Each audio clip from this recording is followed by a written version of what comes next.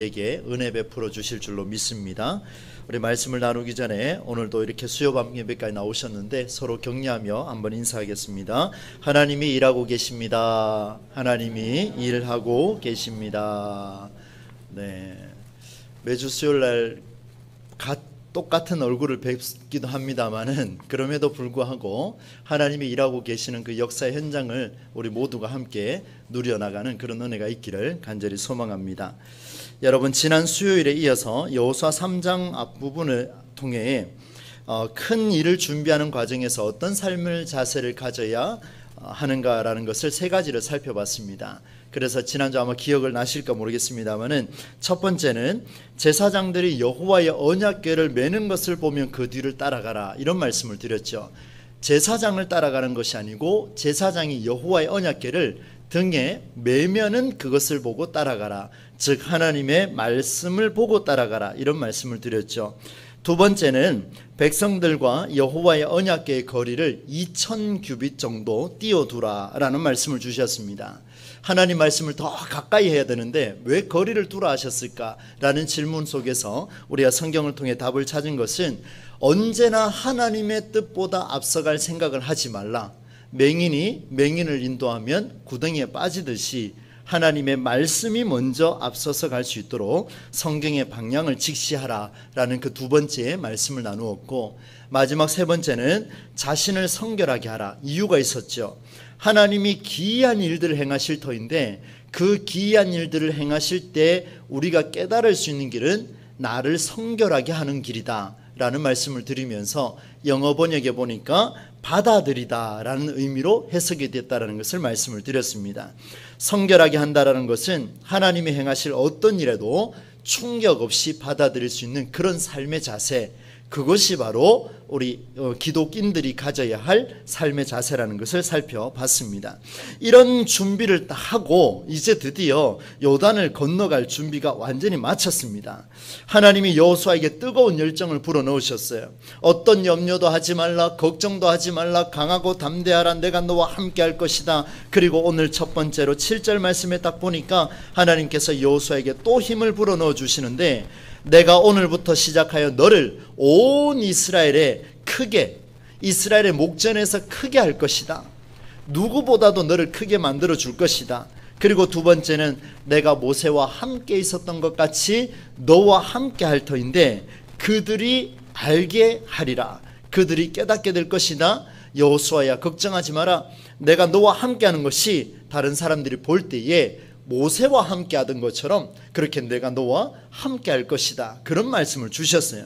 자신감이 생겼습니다. 가슴 벅찬 그런 순간이 아닐까, 그런 생각을 해보게 되죠. 여호수아는 하나님의 명령대로 이제 준행을 합니다. 가장 먼저 제사장들을 불러 모았습니다. 그리고 하나님 말씀하신 대로 선포했습니다. 이런 말을 선포했습니다. 제사장들이여, 너희가 요단 물가에 이르면 요단에 들어서라. 쉬운 말로 이야기하면 들어가라는 이야기입니다. 들어가라. 그리고 백성들에게도 말했습니다. 이리 와서 너희의 하나님 여호와의 말씀에 귀를 기울이라 라는 이 말씀으로 8절과 9절에 등장하고 있습니다.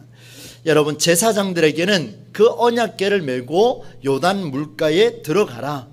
들어가라. 그리고 백성들에게는 그 들어가 있는 그 제사장들이 선포하는 그 메시지, 언약궤를 통해서 선포하는 그 메시지를 모두가 집중해서 들으라. 이 두 가지를 이야기를 했습니다.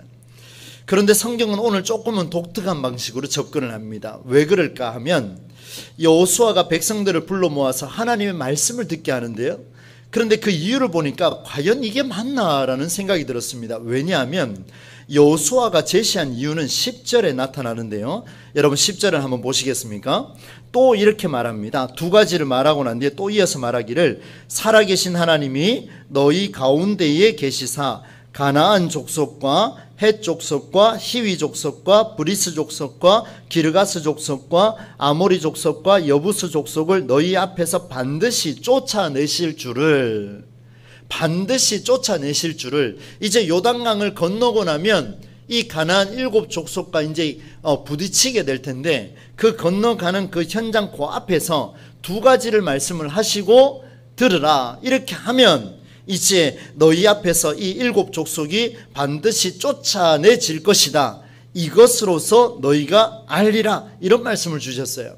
오늘 제가 설교 제목을 그렇게 달았습니다. 여러분 한번 따라서 해보겠습니다. 이것으로서 너희가 알리라. 네, 한 번 더 믿음으로 고백합시다. 이것으로서 너희가 알리라. 여러분 한번 보십시오. 이것으로서 너희가 알리라. 무엇을 아는가? 가나안 7족속을 물리치고 너희가 승리할 것을 너희가 알게 될 텐데, 무엇으로서? 이것으로서. 여러분, 앞에 제가 2가지 말씀드렸던 이 2가지, 제사장들을 불러 모아서 요단에 들어가라, 발을 딛고 들어가라, 그리고 제사장들이 선포하는 그 메시지를 들으라. 이것으로서 너희가 알 것이다. 무엇을 아느냐? 7족 이길 방법을 찾게 될 것이라는 말고, 두려운 존재들이었습니다. 이들은 정착 생활을 하는 농업 위주의 삶이었어요. 그런데 이스라엘 백성은 유목 민족이죠. 이동하는 사람들이었습니다.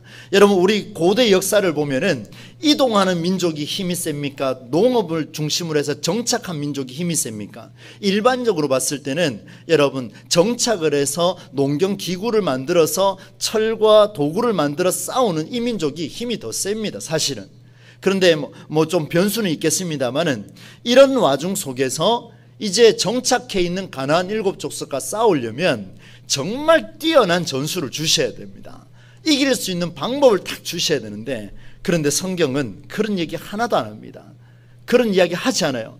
결과는 주셨어요. 가나안 7족속을 이겨낼 것이다. 그런데 조건이 뭐냐? 방법이 뭐냐? 2가지가 나왔어요. 제사장들이여 언약궤를 메고 요단강 안으로 들어가라. 모여서 여호와의 말씀을 들으라. 아무리 생각해봐도 이길 방법을 주지 않는데, 어떻게 하나님이 그들을 쫓아내실 수 있을까? 어떻게 하나님이 그들을 쫓아내신다라는 확신을 이스라엘 백성들이 가질 수 있을까? 이들의 머리가 좀 복잡하지 않았을까, 그런 생각이 듭니다. 여러분, 요단강을 건너가는 것이 7족속을 쫓아내는 이유를 알게 하는 방법이다 말씀해 주셨는데, 여기에서 저는 깊은 묵상에 또 빠질 수밖에 없었습니다.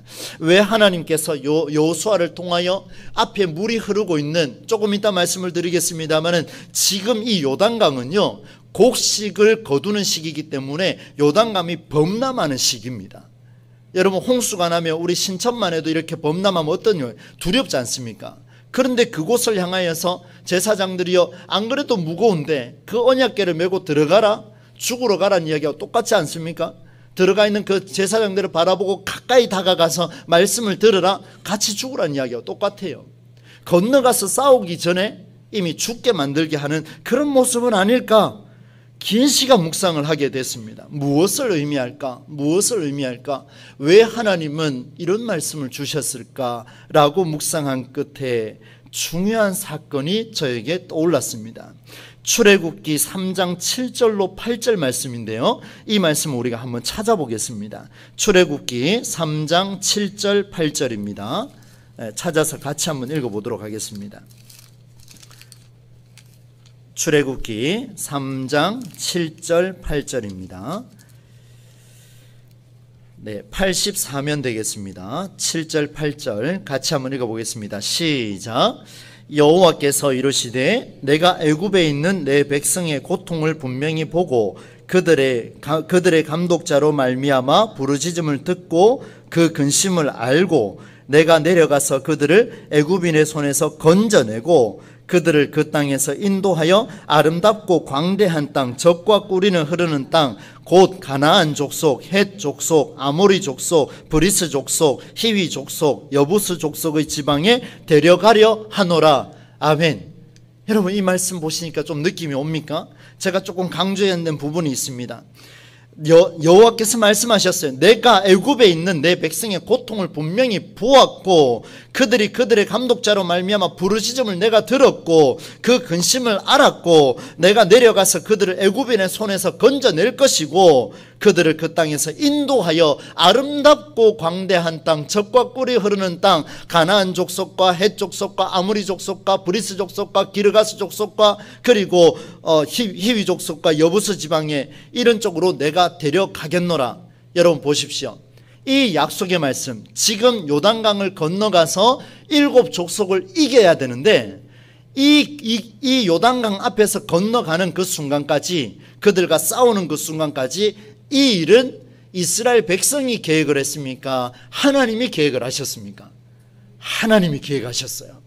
여러분, 이 사실을 알게 되는 순간 깜짝 놀랐습니다. 왜냐하면요, 가나안 땅 정복을 시작한 주체가 누구인가, 이 일의 주인이 누구인가를 묻고 있는 대목이 뭐냐면 오늘 본문의 말씀입니다.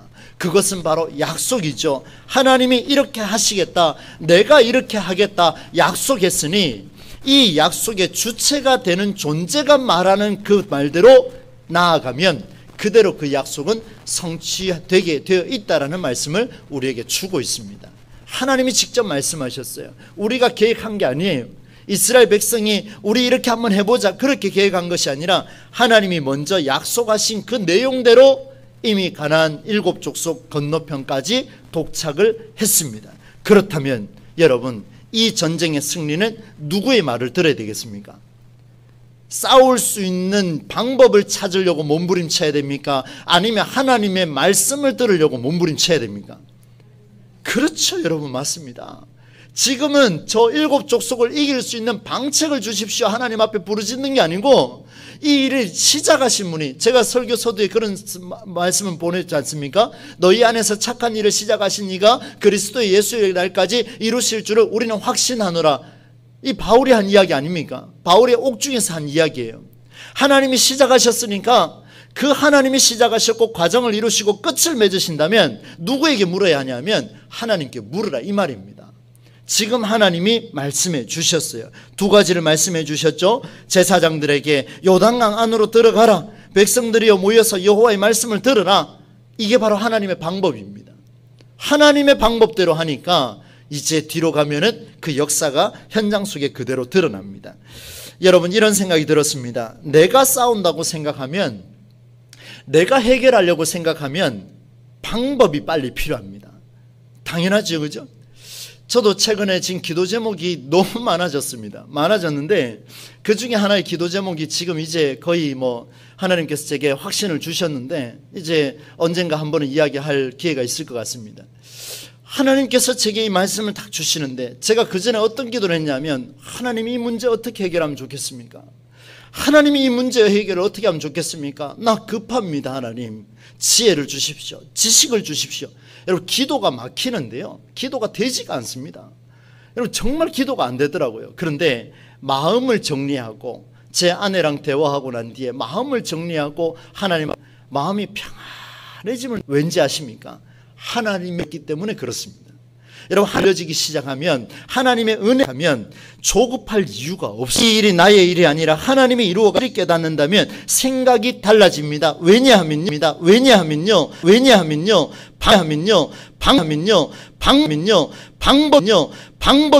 방법이 필요한 게 아니라 오히려 이 순간에 하나님이 어떻게 일하실 것인가를 기대하기 때문에 더 행복해집니다.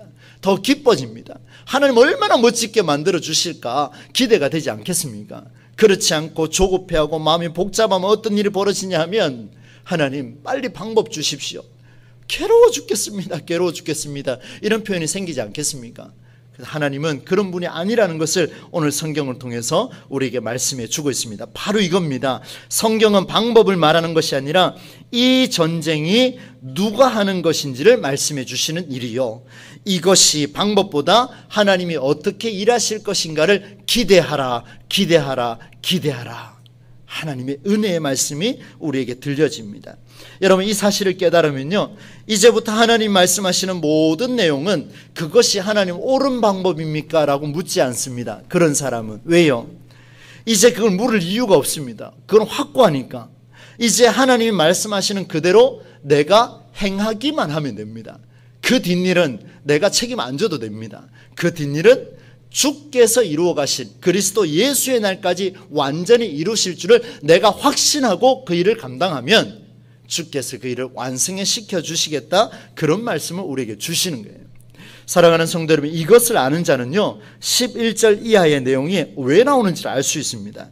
여러분, 11절 이하의 내용을 눈으로 한번 보시면은요, 여호와의 언약궤가 요단강으로 가는 상황을 볼 수가 있습니다. 만일 여러분, 제가 요단강을 건너갈 방법을 고민한 자라면 이런 고민이 안 생기겠습니까? 여러분도 한번 생각해 보십시오. 언약궤를 강에서 저 범람하고 있는 저 신천만 범람해도 우리는 두려워 떨고 있는데 그 요단강이 범람하고 있는 그 순간에 언약궤를 강에 메고 들어간다? 운동도 제대로 해보지 않은 제사장들이 들어간다? 상상이 안 되는 거죠. 여러분, 언약궤 잃어버리면 어떻게 되겠습니까? 그때 당시에는 하나님을 잃는 것과 같았습니다. 그만큼 무게에 있던 게 언약궤인데 혹시라도 적이 나타나지는 않을까 여러 가지 고민이 생길 텐데, 그러나 반대로 이 일이 하나님의 일하시는 섭리 안에 있음을 믿는 자는 그 방법을 묻지 않고 내가 설령 죽는다 할지라도 언약궤를 잃어버린다 할지라도 주의 말씀대로 들려진 곳이라면 언약궤를 메고 뛰어들 수 있는 자, 그가 있을 때 이스라엘이 요단강을 건너갈 수 있다는 것을 보여줍니다. 인간이 보기에는 허술합니다. 정말 허술하기 짝이 없지요. 그러나 하나님은 이 일의 주인임을 명확하게 하고 있습니다. 11절 말씀을 같이 한번 읽어보겠습니다. 시작. 보라, 온 땅의 주의 언약궤가 너희 앞에서 요단을 건너가나니. 아멘. 여러분, 여호와의 언약궤가 무너졌다, 여호와의 언약궤가 엎어졌다, 여호와의 언약궤가 떠내려가더라, 이런 표현 없지 않습니까? 여호와의 언약궤가 요단을 너희 앞에서 건너가나니. 할렐루야. 하나님의 역사입니다. 건너가나니. 이 말씀은 언약궤의 주인이신 주님이 먼저 가시겠다라는 엄청난 선언입니다. 여러분, 이걸 잘 보셔야 돼요. 주님이 시작하신 일은 우리가 망설이고 있어도 주님은 이미 그 속에 들어가고 계십니다. 하나님의 말씀은 범람하는 요단강에 들어가고 있습니다. 주님이 먼저 그 길에 들어가신다라는 대선언의 말씀이 무슨 말씀이냐면 11절의 말씀입니다. 우리는 기도하고 두려움도 있고 여러 가지 걱정이 있고 이런 고민 속에서 우리는 기도하고 가고 있지만 우리 하나님께서는 이미 우리에게 약속하신 것을 이루는 과정에 있다면 이미 우리보다 먼저 요단강에 들어가 계신다라는 것을 말씀해 주고 있습니다. 반복했던 것처럼 요단강은 곡식을 거두는 시기로 물이 흘러서 범람하던 시기였습니다. 문제는 요단강을 건너가서도 수많은 적군이 눈에 불을 켜고 기다리고 있을 것이니 더 큰 문제였습니다. 이것은 누가 봐도 위험한 시기인데 이런 상황 속에서 주님의 언약궤가 먼저 건너가겠다라는 이 말씀, 세상의 그 어떤 방법보다도 가장 정확한 방법이 아니겠는가? 여러분 어떻습니까? 저는 그게 확신이 됐습니다. 주의 언약궤가 내가 두려워서 방법을 달라라고 말하고 있는데 주님께서는 주의 언약궤를 통하여 당신의 말씀을 통하여 그 존재 자체가 이미 먼저 그 속에 들어가고 계셨다라는 사실, 이 사실을 알고 나니까 이스라엘을 향하신 하나님의 그 깊은 사랑이 오늘 느껴지고 우리 교회를 향하신 어떤 어려운 순간이라도 주께서 먼저 일하고 계시고 있구나, 주께서 일하고 계시는구나, 우리가 인사하는 게 그냥 하는 말이 아니구나. 여러분, 이 인사가 오늘 이 본문 속에서는 살아서 역사하는 인사가 되고 있다는 사실을 깨달았을 때 저에게는 더없이 행복하고 더없이 기쁨으로 다가왔습니다. 여러분, 오늘 중요한 성경의 원리를 우리에게 말씀해 주고 있습니다. 주님께서는 피하지 않았습니다. 사람은 두려워했지만 사람과 하나님이 약속을 했는데 사람은 두려워하고 방법을 달라라고 구하고 있지만 그러나 하나님은 방법이 아니라 먼저 그 속에 들어가셨습니다. 피하지 않으셨습니다. 그 속에 들어가셔서 내가 먼저 일하겠다 말씀해 주셨습니다. 이것이 얼마나 큰 역사인지를 보여드리겠습니다. 여러분, 여호수아의 명령대로 제사장들과 백성들은 대열을 갖추어서 도착했습니다. 곡식을 거두는 시기인지라 물이 범람하는데 여호수아가 명령한 대로 제사장들은 언약궤를 메고 그곳에 들어갔습니다. 언약궤를 맨 제사장들은 물가에 발을 담그는데 여호수아가 13절 말씀과 같이 그들에게 이미 가르쳐준 대로 범람하는 그 강물에 발을 담그는데 바로 그때였습니다. 여러분, 성경 말씀을 한번 읽어보도록 하겠습니다. 15절 16절을 같이 한번 읽어보겠습니다. 시작. 요단이 곡식 거두는 시기에는 항상 언덕에 넘치더라. 궤를 맨 자들이 요단에 이르며 궤를 맨 제사장들의 발이 물가에 잠기자 곧 위에서부터 흘러내리던 물이 그쳐서 사르단에 가까운 매우 멀리 있는 아담 성읍 변두리에 일어나 한 곳에 쌓이고 아라바의 바다 여매로 향하여 흘러가는 물은 온전히 끊어짐에 백성이 여리고 앞으로 바로 건널세. 여러분, 어떤 순간부터 물이 잠잠해지고 물이 끊어지기 시작하고 강물이 거의 없어지고 바닥이 드러나는 놀라운 일이 벌어졌습니다. 얼마나 긴박했겠습니까? 긴장감과 기쁨이 교차하는 그런 순간이라 말할 수가 있겠습니다. 여러분, 오늘 이 본문의 말씀을 가지고 우리의 삶을 한번 점검하면서 말씀을 정리해 보겠습니다. 우리 인생은 이스라엘 백성들의 인생과 별로 다를 것이 없는 그저 평범한 인생입니다. 약 100년 정도의 삶을 호흡하는 그런 인생일 뿐이죠. 나와 나의 가족, 가정과 교회, 내 발이 닿는 곳마다 눈앞에 밀려온 요단강은 언제나 우리에게 밀려올 수 있습니다. 오히려 이 요단강이 없는 것이 이상합니다. 단지 그것을 느끼고 대처하는 차이의 정도가 있을 뿐이지 요단강이 없는 사람은 이 세상에 아무도 없습니다. 확실합니다. 놀랍게도 요단강은 우연히 마주한 것이 아니라 하나님이 시작하신 과정 속에 요단강이 있었다는 것을 기억합시다. 오늘 우리에게 펼쳐지는 수많은 요단강이 있을 터인데 그 일이 하나님이 시작하신 일이라면 우리는 두려워 떨 필요가 전혀 없습니다. 인간인지라 망설여지죠. 인간인지라 방법 달라고 저처럼 기도하겠지요.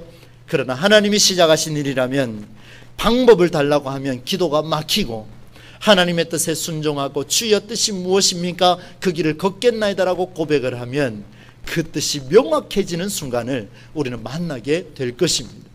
철저하게 인간 중심으로 하나님 달라고 이야기하면 기도가 막힐 수밖에 없지요. 가장 힘든 시기에 우리가 더욱 주목해야 할 신앙의 기본기는 더욱 주의 말씀 앞에 서는 일입니다. 왜냐하면 여호수아가 제사장들과 백성들의 모습처럼 우리는 그렇게 멘토를 찾아가듯이 주의 말씀에 붙들림을 받아야 됩니다. 그 말씀이 오늘 결론에 나오는데요. 17절 말씀을 같이 한번 읽어보겠습니다. 시작. 여호와의 언약궤를 맨 제사장들은 요단 가운데 마른 땅에 굳게 섰고 그 모든 백성이 요단을 건너기를 마칠 때까지 모든 이스라엘은 그 마른 땅으로 건너갔더라. 아멘. 하나님의 말씀입니다.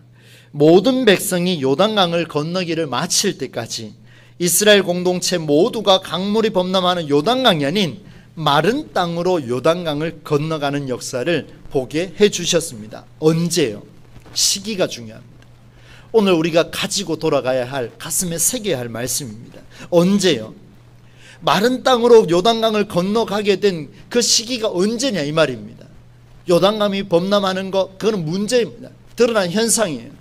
정말 하나님께서 뭘 하셨는지를 보셔야 되는데 하나님께서 여호와의 언약궤를 맨 제사장들이 요단 가운데 들어가서 마른 땅에서 서 있을 때, 그 자리에 서 있을 때 언제 물이 몰아칠지 모르지만 그럼에도 불구하고 제사장들이 주의 말씀을 듣고 그 자리에 서 있을 때, 그때에 바로 주님의 약속하신 말씀이 굳게 서 있을 때, 우리가 주의 말씀 위에 굳게 서 있을 때 역사는 이루어진다, 그 말씀을 주셨어요. 범람하는 강물이 마른 땅이 될 것이며 그 마른 땅이 다시 물이 흘러내리기 전까지 이루실 것이다. 언제요? 주의 말씀이 우리 가운데 임하였을 때. 우리 교회의 문제 안에 사람이 등장하지 말고, 지혜가 등장하지 말고, 지식이 등장하지 말고, 목사가 등장하지 말고, 오직 주의 말씀이 이 한가운데서 뿜어져 나올 때에, 그때에 저도 살고 여러분도 살고 우리 모두가 마른 땅을 건너가는 역사가 맺어지게 될 줄로 믿습니다. 절실하게 필요한 시기가 아니겠습니까? 왜 하나님이 우리에게 이런 시기를 주셨을까? 우리가 한번 고민하면서 이 말씀을 한번 보십시오. 여러분, 앞서 말씀드렸던 빌립보서 1장 6절, 너희 안에서 착한 일을 시작하여 또 예수의 날까지 이루실 줄을 하노라. 말씀 위에 세워질 약속의 말씀이 바로 그 요단강 중간에 수 있겠습니까? 벌벌 벌벌 떨 수밖에 없는 그런 상황. 그런데 성경은 아주 구체적으로 말씀해 주셨습니다. 여러분, 가나안 7 족속을 이기게 하겠다, 그 말씀 주셨죠? 맞습니다.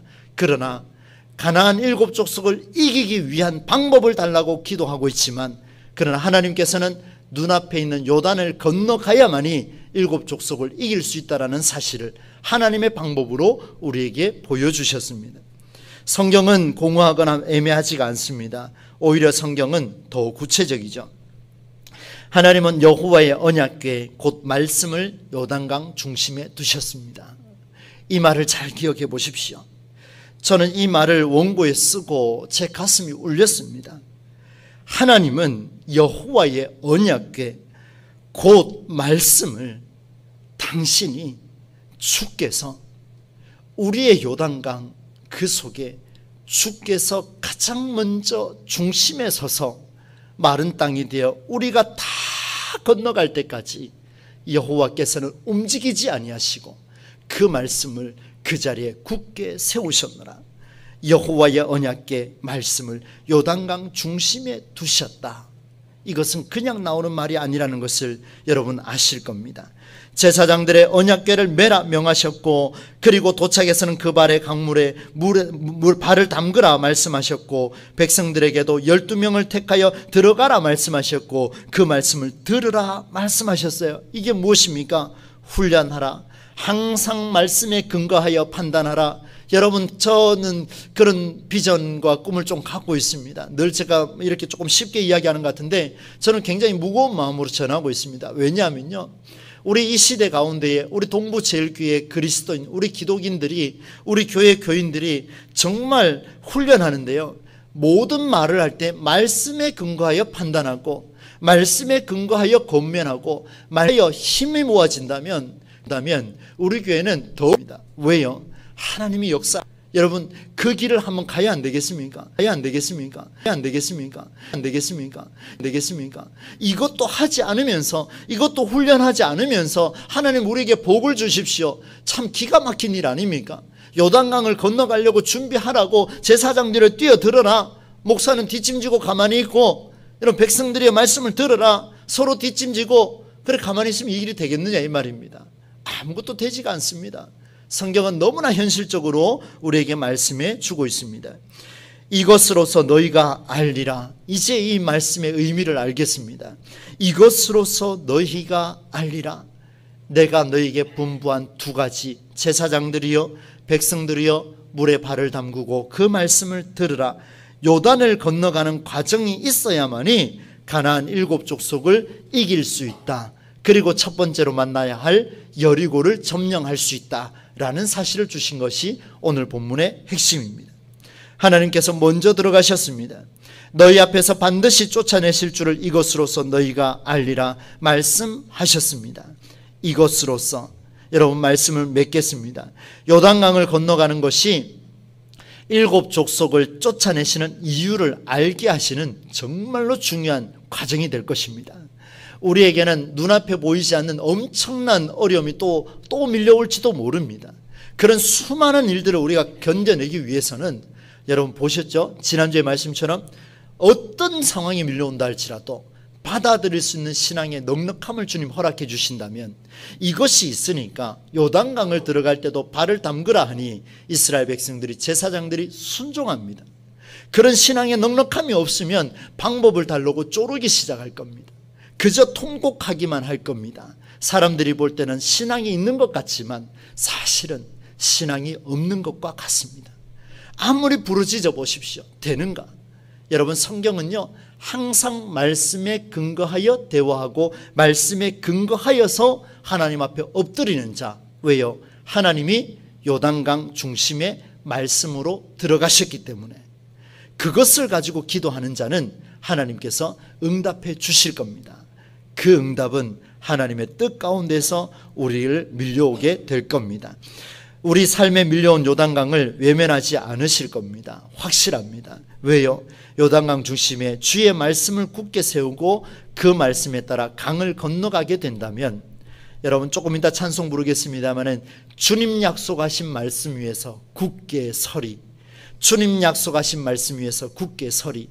우리에게 요단강이 펼쳐진다면 그 요단강에 우리는 말씀을 굳게 세워가는 일이 우리에게 절대적으로 필요하겠다, 그런 생각이 듭니다. 그리고 이 말씀에 확신을 갖게 됩니다.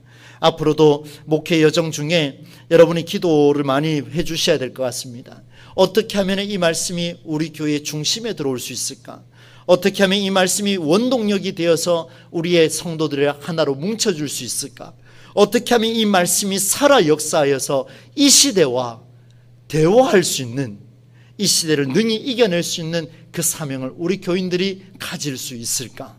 이것이 저의 꿈이요, 이것이 저의 비전이요, 이것이 우리 교회에 주신 또 하나의 앞으로의 10년 이상의 세월을 살아가야 할 하나님께 주신 비전이 아닐까, 조심스럽게 그런 말씀을 드립니다. 여러분 이것을 들으셨다면 여러분 기도해 주셔야죠. 방관하지 마시고 뒤처지지 마시고 요단강 중심에 말씀이 들어간 것처럼 주여 이제 훈련합니다. 문제가 발생했을 때 더 말씀에 집중하겠습니다. 더 말씀에 집중하겠습니다. 여러분 이렇게 말씀드리는 이유가 저에게는 분명히 있습니다. 여러분 앞으로도 이런 기회를 통하여서 말씀 위에 굳게 서감으로 요단강을 능히 멋지게 견뎌내고 건너가는 우리 모두가 되실 수 있기를 주님의 이름으로 간절히 축원합니다.